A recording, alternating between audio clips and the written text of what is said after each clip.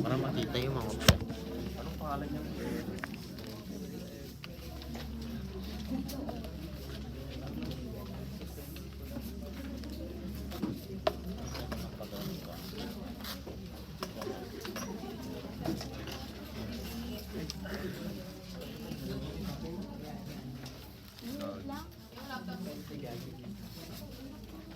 Upper portion ng First question. 1, 2, 3. wait lang kasi namin.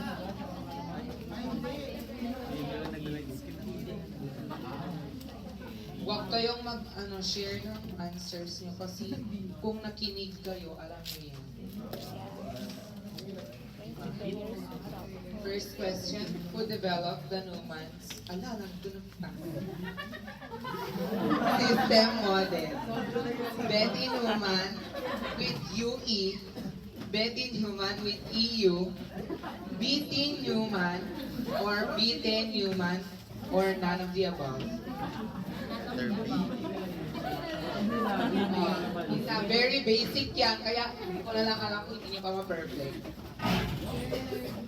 Next. What inspired Betty Newman to pursue nursing? Na-mention ba yan?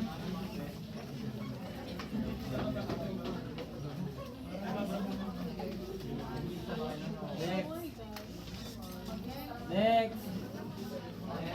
Mag-ilista po sila ng ngopya kasi ibibigay kay din mamaya. Next. Tagal. Super naman. Ano yan?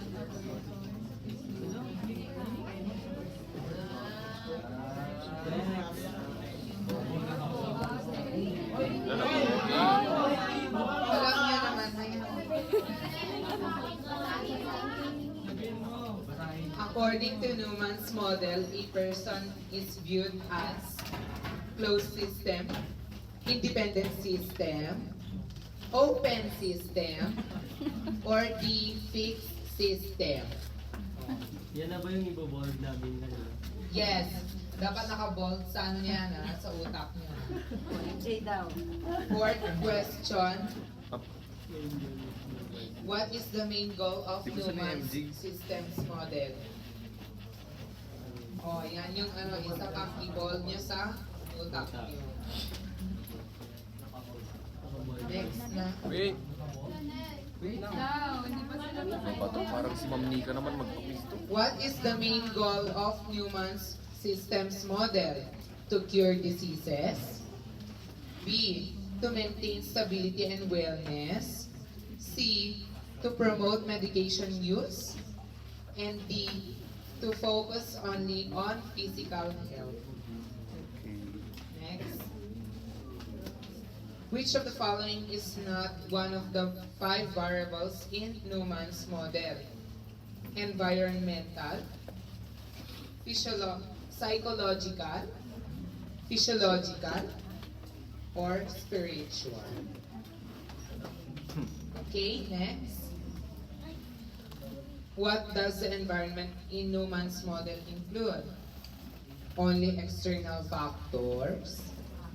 Only internal factors?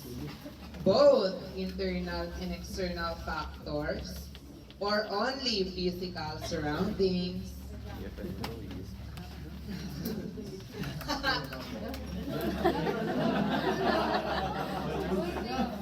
Okay, next. What is an intrapersonal stressor? Balikan na sa number 6. Okay po, sorry po. Huwag mo nang basahin. Pagtingnan mo na lang kung sino yung mga nangungopya and then take it down. Take note po.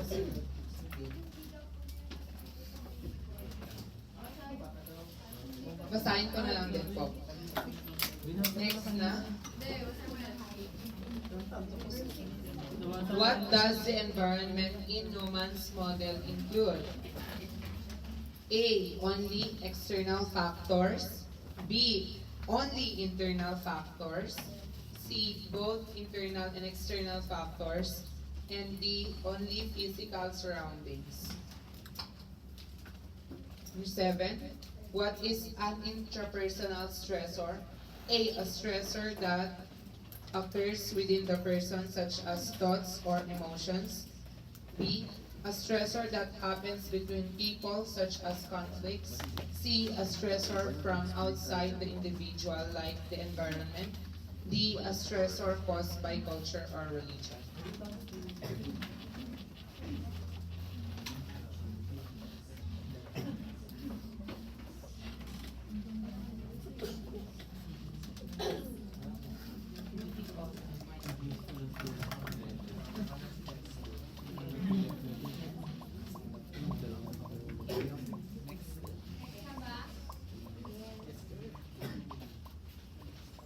Number 8. What is an extrapersonal stressor?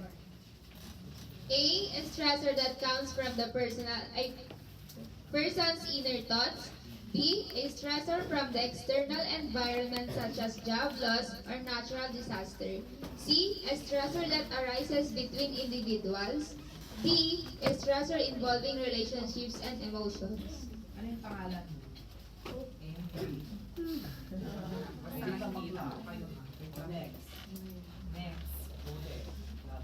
Number 9. What is an interpersonal stressor? A. A stressor that occurs within the individual. B. A stressor that happens between people such as communication problems or conflicts. C. A stressor that comes from natural disasters. And D. A stressor related to beliefs or spirituality. Hanggang 20 po pala to, ha? Next. Number 10. So, number 10. In humans model, the client system can be A. Only an individual. B. An individual, family, group, or community. C. Only hospital staff. D. Only a family unit.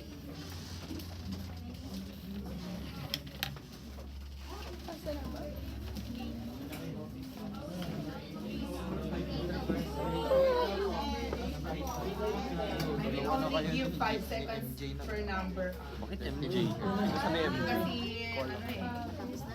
1. Okay, enough now. No more going back. Pass your papers to the center aisle. Salamat po sa inyong mga sa pakikinig. Center aisle. And all. Thank you very much po. I would like to extend my sincerest gratitude.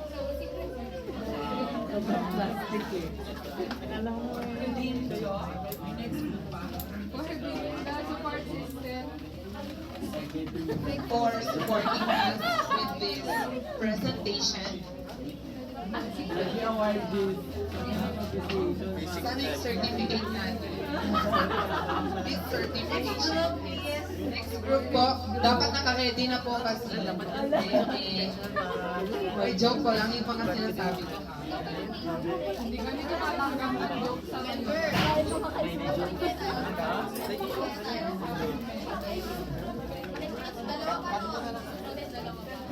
Layo pa pala tayo. Tayo first presenter next. Hindi, tago na ako.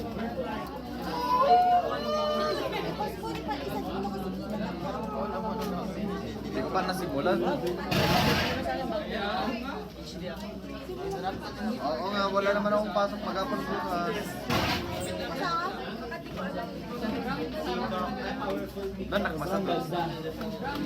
Sir May, doon nakmasa to. Parang panggulang ko na sa itaas. Hindi ko na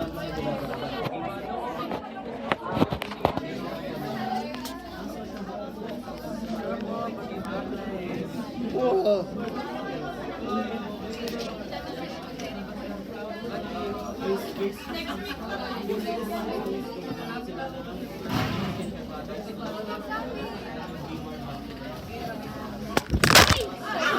Ay, drop test. Drop test. Baka matibay yan, Moy. Wala lang. Low. Low.